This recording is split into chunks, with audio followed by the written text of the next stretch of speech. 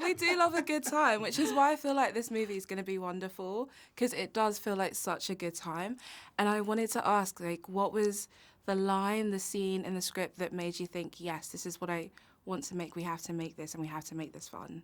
Ooh, I love that question. That's a great question. Yeah. There's several, probably. The heart of the film. I mean, the scene I always felt like we had to get right was the scene where she tries on the ring, and then the mother and the Nona come in, and she says her big lie that kind of is the domino effect of the whole film. Yeah. And so that was, in my mind, I had to have the audience believe that this lie, this preposterous lie, is plausible, and that it kind of sets off a chain of events where she can't stop lying.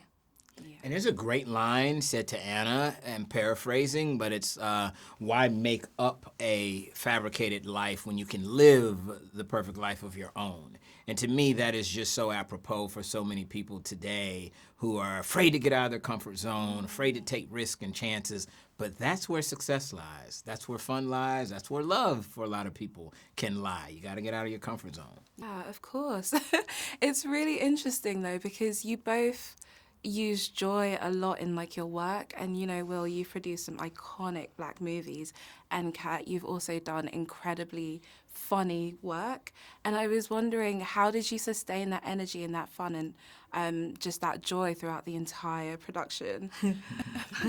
Well, we love to laugh. Yes. And we love to entertain ourselves. And I always feel like if we are laughing behind the camera and ruining takes because we are laughing so much, then it will translate and other people will find it funny as well. And that did happen. And post-production was very expensive. So, Will, what makes you come back to joy and love, and what is it about that genre of rom-coms that you keep coming back to over and over again? I love a good rom-com. Love it. I think that the world's a crazy place, and we need to, turn it off and have a reason to go to theaters. I really do. And I think that the idea of finding love and humor along the way, as Kat always says, it is the most enduring genre. I believe in that. So it's something that I personally just really gravitate towards, and I think a lot of people do. And I'm somebody, as a producer, I'm always thinking about the audience, the audience. What do they want to see? What will they invest in? What will they relate to? And often it's a genre where that makes them feel hopeful. Yeah, and you have proven that, Black love, Black joy, it can sell.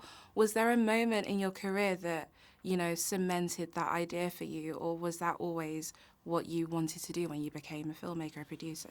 I'm really proud of the fact that I have made movies and audiences have come out that other filmmakers and studios have kind of ignored and gone and skipped past. And so that is something that I've always said, that if you build it and you build it for an audience that does not see themselves a certain way, they will come. And if you do it right, other audiences will come as well. Kat and I would have conversations on set, and I would say, this is such an incredible shot of Halle Bailey in the middle of an incredible Italian vineyard. And I would say, young Black girls, they haven't seen themselves on screen like that. Yeah. My daughters, they don't have an example of seeing someone that looks like them in this backdrop. Black love is just love, and everyone deserves love.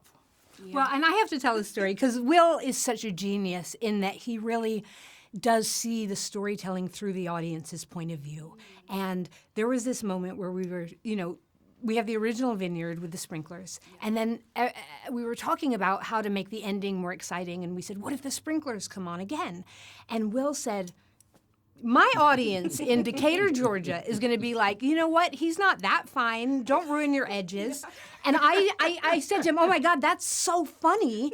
We have to put it in the movie. Yeah. And so that little moment is an example of where we are, through Will, kind of putting ourselves into the audience who's going to be watching this and saying, well, we know it's ridiculous that her hair is getting wet, but we're calling it out and we're making a joke of it.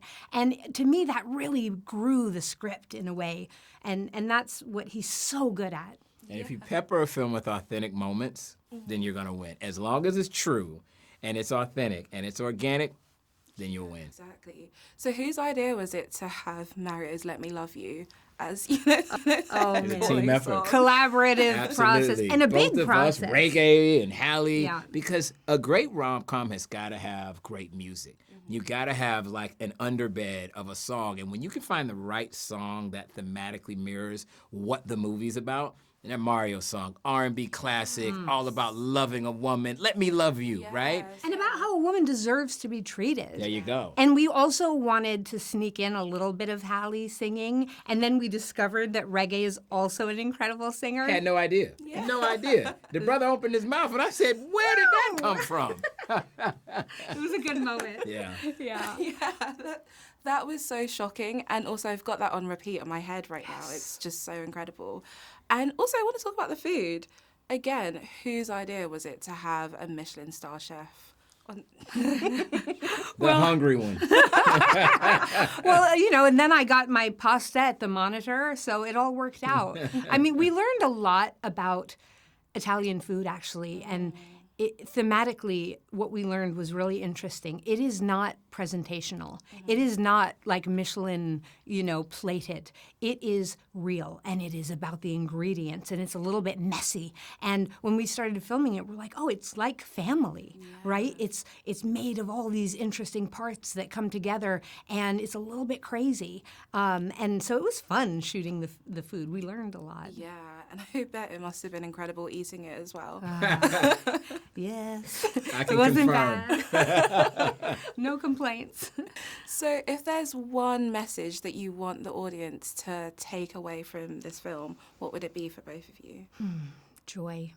Joy. Like, I think a lot of our entertainment is reflecting back the cynicism of the world, and cynicism breeds cynicism, and we wanted to make something that reflects back the belief in love, the power of hope, the idea that you can step outside your comfort zone and find joy. Well said. Do you have anything else to add? You know what? I think that it's a perfect escape, and we need an escape right now. I really do. If there's something I want audiences to take away, it is that, you know what? Put the phone down, turn off the news, go into a darkened theater, have an experience with the community, the human community. The person to your left and your right, they're going to be laughing at the same moments that you are. This is a movie that we made for you to talk to the screen. Yes. Get your popcorn, get your drink, have fun. Be into it. That's the best version of movie going, I think. Yes. And my final question really is just, on set, what was it like? Was it incredibly chaotic? Were there just so many improvised lines, or was it, were you running a tight ship? I run a very tight ship, and the way that I work is I get what's on the page, and then when I feel good about it, I tell everyone to do whatever they want.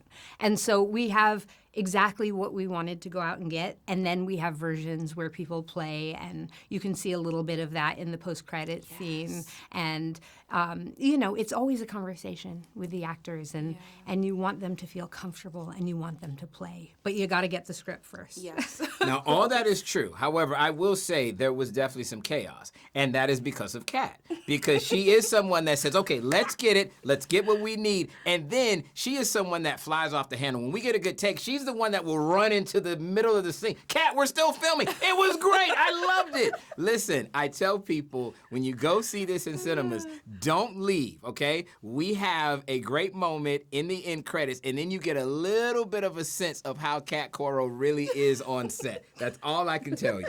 That was